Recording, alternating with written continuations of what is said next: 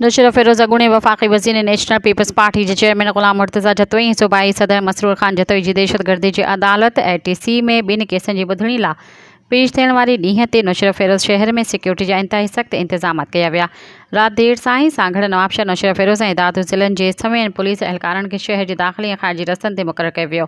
ATC court ॾांहुं ईंदड़ वेंदड़ समूरा रस्ता मुकमल तौर ते सील कया विया, जिन रस्तनि ते सिविल अस्पताल, प्राइवेट मेडिकल सेंटर ऐं मेडिकल स्टोर बि वाक़िअ आहिनि। सिक्योरिटी जे नाले ते पुलिस एहलकारनि न सिर्फ़ अवाम खे उन्हनि रस्तनि तां वापसि मोटायो, पर एमरजेंसी जी हालति में अस्पताल वेंदड़ मरीज़नि खे बि इजाज़त न ॾिनी वई। केतिरा ई मरीज़ एम्बुलेंस ऐं निजी गाॾियुनि में तड़पंदा रहिया, जॾहिं त केतिरनि ई मेडिकल स्टोरनि खे ज़बरदस्ती बंदि करायो वियो। शहर में कर्फ्यू जहिड़ो माहौल सुबुह जो 7 वॻे खां तक़रीबन 5 कलाकनि ताईं जारी।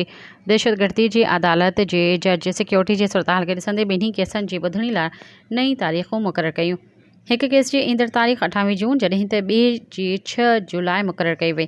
शहर जे माण्हुनि पारां सख़्त नाराज़गी जो इज़हार कंदे चयो वियो आहे त हीअ रियासती इंतिहा पसंदी आहे, जिते आम माण्हू ख़ासि करे मरीज़ हुक्मराननि जे सियासत जो शिकार बणिजी विया आहिनि। शहरियुनि जो चवणु इहो त हुक्मराननि खे उन्हनि जी तकलीफ़ुनि जो को बि अहसासु न आहे।